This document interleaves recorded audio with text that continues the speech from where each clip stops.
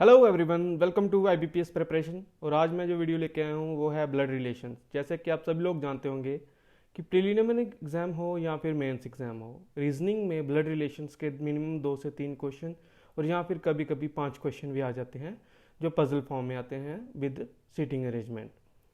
और आज मैं आपको बेसिक करवाऊंगा क्योंकि मैक्सिमम मैंने देखा है कुछ लोग स्ट्रगल करते हैं ब्लड रिलेशंस के क्वेश्चन सॉल्व करने में, क्योंकि उनको एक्चुअल में उनको ये समझ नहीं आता कि रिलेशंस को कैसे इस्टेब्लिश करना है और कैसे उनको सिंबलाइज करना है। और सबसे पहले जो इसको मैं स्टार्ट करने जा रहा हूँ, इसमें मैं आपको बताऊँगा फैमिली ट्री। और ब्लड रिलेशंस में मैंने इनको 5 स्टेजेस में कवर किया हुआ है। स्टेज 1 जो होती है उसमें आते हैं हमारे ग्रैंड पेरेंट्स। ग्रैंड पेरेंट्स में आ जाते हैं हमारे ग्रैंड फादर, ग्रैंड मदर और grand uncle and grand aunt. और सेकंड स्टेज जो होती है वो होती है हमारे पेरेंट्स और इन लॉज। इसमें आ जाते हैं हमारे father, mother, uncle, aunt, father in law, mother in law. और थर्ड स्टेज जो होती है वो इम्पॉर्टेंट स्टेज है, जो है हमारी खुद की siblings, spouse and in laws. इसमें आते हैं हमारे brother, sister, cousin, wife, husband, brother in law, sister in law. Fourth stage जो है हमारी वो है चिल्ड्रन एंड इन लॉज। इसमें आ जाते हैं हमारे son, daughter, niece, nephew, son in law, daughter in law. और लास्ट स्टेज जो है हमारी फिफ्थ स्टेज वो है हमारी ग्रैंड चिल्ड्रन। इसमें आते हैं हमारे ग्रैंड सन और ग्रैंड डॉटर। और मैं आपको बता दूं हमारे कज़िन कौन होते हैं, जो हमारे फादर के ब्रदर या फिर सिस्टर के बेटा या बेटी होते हैं। और हमारे सन इन लॉ और ब्रदर इन लॉ कौन होते हैं? सन इन लॉ होते हैं हमारे जो डॉटर के हस्बैंड और ब्रदर इन लॉ होते हैं हमारे जो सिस्टर के हस्बैंड। और सिस्टर इन लॉ और डॉटर इन लॉ कौन होते हैं? सिस्टर इन लॉ होती है हमारे ब्रदर की वाइफ और जो डॉटर इन लॉ होती है हमारी वो सन की वाइफ। ठीक है, आई होप आपको यहाँ तक समझ आ गया होगा। चलिए आगे बढ़ते हैं और हम इनको सिंबलाइज कैसे करते हैं ये मैं आपको बताऊंगा। और हस्बैंड वाइफ के लिए जो है वो है horizontal line with double arrow on both sides. और ब्रदर सिस्टर या सिबलिंग के लिए जो है वो हॉरिजॉन्टल लाइन है सिंपल। और सन एंड डॉटर के लिए वर्टिकल लाइन। लेकिन मेल के लिए, मेल को रिप्रेजेंट करने के लिए आएगा पॉजिटिव साइन और फीमेल को रिप्रेजेंट करने के लिए आएगा नेगेटिव साइन। और जो हमारे क्वेश्चंस फ्रेम्ड होते हैं एग्जाम में वो होते हैं 3 फॉर्म में। पहली आ जाती है हमारी इंडिकेटिंग फॉर्म, दूसरी आती है पजल फॉर्म, तीसरी आती है कोडेड फॉर्म। और आज हम जो बात करेंगे वो करेंगे सिर्फ इंडिकेटिंग फॉर्म और पजल फॉर्म की, क्योंकि ये बेसिक्स में कवर होगा। कोडेड फॉर्म थोड़ी एडवांस लेवल की है, वो हम नेक्स्ट वीडियो में करेंगे। अगर आपको यहाँ तक वीडियो अच्छा लग रहा हो please do like, subscribe and share with your friends. और टाइप 1 जो है इंडिकेटिंग फॉर्म, इसमें आते हैं हमारे जैसे हम किसी को पॉइंट करके बोलते हैं या फिर इंट्रोड्यूस करवाते हैं। उसके लिए जो एग्जांपल मैंने बनाई है वो है pointing to a woman, Mayank said she is the only daughter of my wife's grandfather's only child. Mayank बोलता है कि एक औरत को पॉइंट करते हुए कि ये जो है she is the only daughter of my wife's grandfather. Wife's का ग्रैंडफादर कैसे हुआ है? ये आ गया मयंक और ये उसकी आ गई वाइफ। ठीक है, उसके ग्रैंडफादर कैसे होंगे? पहले आएंगे उसके फादर और फिर उसके आएंगे ऊपर grandfather. She is the only daughter of my wife's grandfather's only child. या फिर ये मेल होगा या फिर ये फीमेल होगा, लेकिन हस्बैंड वाइफ होंगे तो कोई भी हम मान के चल सकते हैं, एग्जैक्ट हमें पर्टिकुलर नहीं पता है। ठीक है, उनका एक ही बेटा है या फिर बेटी है और उनकी ओनली चाइल्ड। ठीक है, she is the only daughter of my wife's grandfather's only child. तो बताएंगे आप कौन होगी वो होगी मयंक की वाइफ। ठीक है, ये ऑप्शन आएगा सी। आ गया समझ या रिपीट करूँ?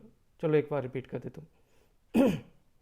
सॉरी, मयंक बोल रहा है एक औरत की ओर पॉइंट करके कि she is the only daughter of my wife's grandfather's only child.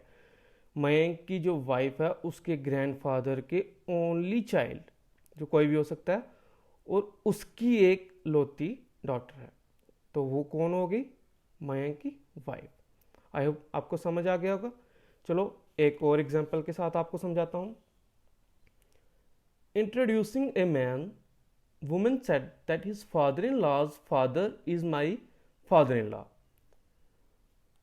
एक मैन को इंट्रोड्यूस करवाते हुए वुमेन बोलती है कि that his father in law कौन होगा?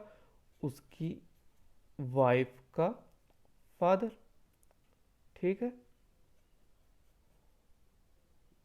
फादर इन लॉज फादर, उसके फादर इन लॉ का भी फादर। ठीक है, is my father in law. तो ये जो अगर उस औरत के फादर इन लॉ होंगे तो ऑटोमेटिकली ये इनकी वाइफ होंगी जो वो बात कर रही हैं। ठीक है, समझ आया आपको? और अगर ये इनकी वाइफ होगी तो ऑटोमेटिकली उन्होंने पूछा क्या है हमें, how the man related to the woman. ये जो मैन है वो इस वुमेन के क्या रिलेशन में है? तो इनका रिलेशन क्या है? सन इन लॉ का, क्योंकि ये इनकी वाइफ की मदर है। क्योंकि उन्होंने क्या क्या बोला है क्वेश्चन में? Introducing a man, women said that his father in laws father, इनके जो वाइफ के फादर हैं वो उसके फादर इन लॉ है, और उसके फादर जो हाँ वो उस औरत के फादर इन लॉ है। तो ऑटोमेटिकली जो उसकी वाइफ के फादर हैं वो उस औरत के हस्बैंड हुए, और जो उसके हस्बैंड वाइफ है जो उसके फादर इन लॉ की, उसकी मदर इन लॉ हुई, और ये वो मैन खुद क्या हो गया? सन इन लॉ। आई होप आपको ये क्लियर हुआ होगा, आपको ये समझ भी आया होगा कि सिंबल को कैसे यूटिलाइज करना है एक्चुअल फॉर्म में। ठीक है, और आगे हम चलते हैं पजल फॉर्म में। ठीक है, पजल फॉर्म क्या होती है? उसमें एक आपको पजल तरीके से इंफॉर्मेशन दी गई होती है और कुछ क्वेश्चन दिए होते हैं। मैं आपको एक छोटे सी पजल के साथ आपको समझाने की कोशिश करता हूँ। क्वेश्चन क्या है? 7 members of a family A B C D E F and G, और उस फैमिली में 2 मैरिड कपल हैं। There are 2 married couple in the family, और इंफॉर्मेशन क्या दी हुई है? A is brother of D. A जो है वो है ब्रदर है डी का। ठीक है, तो पॉजिटिव साइन आएगा इधर। हु इज फादर ऑफ जी, अब हु लिखा हुआ है तो हु किसको इंडिकेट करेगा? ये वाले पार्ट को, नेक्स्ट वाले पार्ट। और एंड जो होता है वो पहले वाले पर्सन के बारे में बात करते हैं। ठीक है, who is the father of G, तो डी जो है ये भी पॉजिटिव हो गया, मेल, और इसका बच्चा कौन है? जी। ठीक है, पहली इंफॉर्मेशन जो हमने इसको ड्रॉ कर लिया है, लेकिन अभी तक हमें जी का रिलेशन नहीं पता या जी का जेंडर नहीं पता, वो मेल है या फीमेल है, इसलिए हम इसको कोई भी मेंशन नहीं करेंगे। नेक्स्ट इंफॉर्मेशन क्या है? B is grand father of E who have only 1 sister. अब ए की फैमिली की बात हो रही है तो ई का ग्रैंड फादर जो होगा, बात करें B is grand father of E, तो E who have only 1 sister, तो इसका मतलब ये होगा जी जो है वो उसकी सिस्टर होगी ई की, और ई के जो ग्रैंडफादर होंगे वो ऑटोमेटिकली डी के फादर होंगे, तो वो कौन होंगे? बी, वो भी पॉजिटिव। अब नेक्स्ट जो इंफॉर्मेशन दी है, जी इज डॉटर ऑफ सी, तो डी जी जो है वो डॉटर ऑफ सी तभी हो सकती है जब वो डी की वाइफ हो, तो ये आगे सी डी की वाइफ। ठीक है, and her grand mother has only 2 child, तो जी एंड बात कर रहा है जी की ग्रैंड मदर जो है उसके 2 बच्चे हैं, तो ऑटोमेटिकली वो होगी बी की वाइफ, और वो कौन होगी? जिसकी हमारे यहाँ पे बात नहीं हुई, ए बी सी डी ई, और बच्चा कौन सा? एफ आएगा इधर, एफ होगा नेगेटिव साइन। ठीक है, लेकिन ई का हमें इस पूरी इंफॉर्मेशन में कोई भी क्लियर नहीं बताया गया है, तो हम ई को ऐसे ही रहने देंगे। हम खुद से एग्जम्पशन नहीं कर सकते कि ई पॉजिटिव हो, मेल होगा या फीमेल होगा, क्योंकि हमें इंफॉर्मेशन नहीं दी हुई है। देखिए हमारा क्वेश्चन क्या पूछा हुआ है ना, who is grandmother of E, E की ग्रैंड मदर कौन है, एफ, तो आंसर आ जाएगा एफ। ठीक है। दूसरा क्वेश्चन क्या है, how is E related to A, E जो है वो ए से कैसे रिलेट करती है। अब देखिए अगर ये मेल होती तो आती नेफ्यू, फीमेल होती तो आती नीस, लेकिन इसका जेंडर तो स्पेसिफाई किया नहीं है, तो अगर ऑप्शन होता इधर और आर तो फिर ये आ जाता, लेकिन यहाँ पे इधर और ऑप्शन नहीं है, यहाँ पे है कैन नॉट डिटरमाइन, सो हम इधर करेंगे कैन नॉट डिटरमाइन, हमें नहीं पता है। आई होप आपको यहाँ तक समझ आ गया होगा। ठीक है, तो चलें आगे। अभी एक और पजल के साथ हम आपको समझाने की कोशिश करूँगा। दूसरी पजल जो है वो है P, Q, R, S, T and U are 6 members of a family. There are 2 married couples among them. 6 member की फैमिली है जिसमें P, Q, R, S, T, U member हैं और उनमें से 2 मैरिड कपल हैं और total member of female in the family is 3, और इसमें 3 जो हैं वो वुमेन होंगी। ठीक है। इंफॉर्मेशन क्या दी है, R is the mother of P and U, हम कैसे मेंशन करेंगे, आर जो है वो है मदर, तो इसको नेगेटिव साइन, और मदर किसकी है वो पी एंड यू, पी, और हमारे चिल्ड्रन के लिए हमने क्या कही थी, एक वर्टिकल लाइन लगाएंगे इधर पी और यू। ठीक है, ये हमारी नेगेटिव साइन है। अभी पी और यू का जेंडर स्पेसिफिक नहीं किया हुआ है तो हम यहाँ पे नहीं करेंगे। अब आएगा आगे, T is the father of S, अब ये कनेक्ट नहीं कर रहा है, ठीक है, लेकिन हम यहाँ पे बना लेते हैं टी जो है फादर है एस का। ठीक है। और थर्ड इंफॉर्मेशन क्या है, P is the grandson of T, जो पी है वो ग्रैंडसन है टी का, तो ये तभी पॉसिबल होगा अगर ये दोनों मैरिड होंगे। ठीक है, अगर ये फीमेल है तो ये ऑटोमेटिकली मेल हो जाएगा। ठीक है, तो P जो है ग्रैंडसन है T का, तो ये भी पॉजिटिव हो जाएगा, इंफॉर्मेशन गिवन है। अब बचा क्या, Q, और Q कौन होगा, ऑटोमेटिकली T की वाइफ, क्योंकि उन्होंने बोला है 2 मैरिड कपल हैं, एक हो गया R और S और एक हो गया T और Q।